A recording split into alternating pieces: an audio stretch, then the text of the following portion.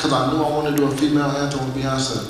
And she was already hitting, like, you know what I'm saying, she needed some records. So I'm riding in the car with them, we keep playing the beat back, we just playing around freestyling, and then Sway Lee says, okay ladies, now let's get information.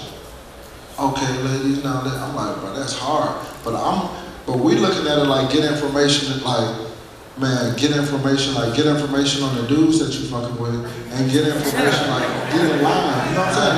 That's how we looking at it, like, man, y'all, ladies, let's get in line, and you know what I'm saying, make sure you get information on you know what I'm saying, how to work, you know what I'm saying? So we recorded on the voice note, and then we get to the studio that same night, and Sway Lee always does is he have a whole bunch of hits in the voice note.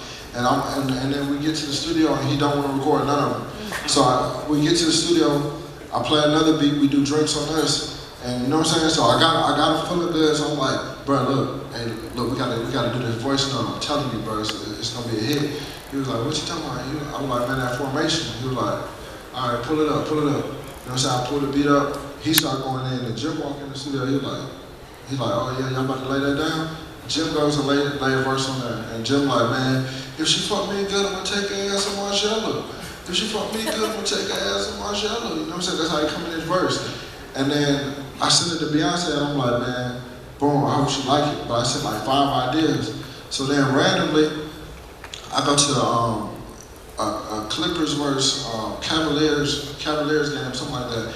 And LeBron was playing, so they tell me like, man, hey, link up after the game. I'm like, all right, bet. Boom, so we staying at the same hotel, and I come downstairs. It was crazy because I fell asleep, and they were calling me, and I woke up and I'm like, dang, y'all still down there? It was like 2 in the morning. They were like, yeah, we down here chilling. So I go down there, I go downstairs, and then we just all like passing the aux. You know what I'm saying? The Cavaliers team right there, everybody passing the aux, just playing shit. I'm playing shit on my phone, and then Jay-Z and Beyonce just walk up out of nowhere, like at 3 in the morning, just outside the hotel. They just walk up.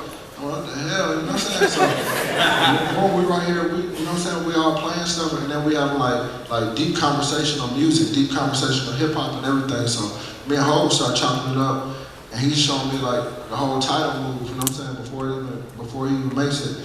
And then Beyonce was like, yo, you sent me some ideas. I like one of them a lot. And I was like, yo, that formation one is the one. She was like, that's the one I like. She was like, I'm like, yo, so look, we were thinking, you know what I'm saying, like some female anthem type shit, like, you know what I'm saying, and telling girls get in line, get information on the dude who, she just listen to me like, all right, you know what I'm saying? She was like, I'm gonna fuck with it. And next thing you know, she was like, man, they hit me up and was like, man, yo, Beyonce wanna lock in with you for like a week to wrap up formation. I'm like, all right, bet. So I called Rob. I'm already knowing Beyonce gonna come to the studio, but I'm like, man, yo, hey man, you need to come check out my new artist, bro. I'm telling you, you're going crazy. You know what I'm saying? Because really, I needed him to check out my new artist for real, my boy Ears. I fuck with Ears. I can't go straight to that. That's what I'm saying. Rob showed up. I ain't have to tell him Beyonce was gonna be there or nothing. He pulled straight up, so we were right there working. And it was a chance she wasn't gonna come to the studio that night because she had a party she had to go to. But she ended up stopping by and she just walks in the room and Rob turned around. He's like, oh shit. And it's like, man, pull up that song. And I pull up formation and me and her just chopping it up, you know what I'm saying, about different things we can do, different things we can add, different things we can take away. I'm telling her different ad-libs I feel like she can add. And we just work on that song for a week and we finish it. And it took like a year. It took like a year and a half or 2 years, but she didn't even just straight take what Ray Shrimmer was saying and just re-sing it. Like she liked that Sway Lee said, okay ladies, now let's get information. She liked that Jimmy said, if you fuck me good, woo. If she fuck me good, da-da, you know what I'm saying? Okay, I'm gonna take that, and she made her own song. So now when you hear the Formation demo, it sounds like Ray Shrimmer tried to remix Formation, you know what I'm saying? Like, but she made her own thing, and it was like as a producer, I feel like you have to continue to push, you know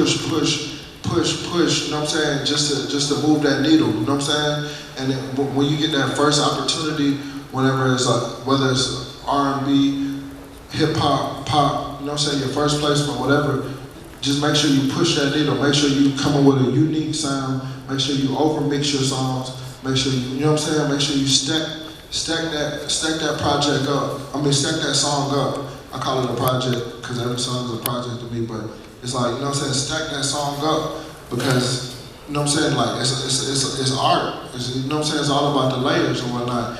And once you start to figure that out as a producer, I feel like that's when you start opening your mind as a producer and you start approaching things different. Like, yeah, you can make beats, but you might not want to, you know what I'm saying? You might hear this beat right here and be like, oh no, this beat right here is perfect.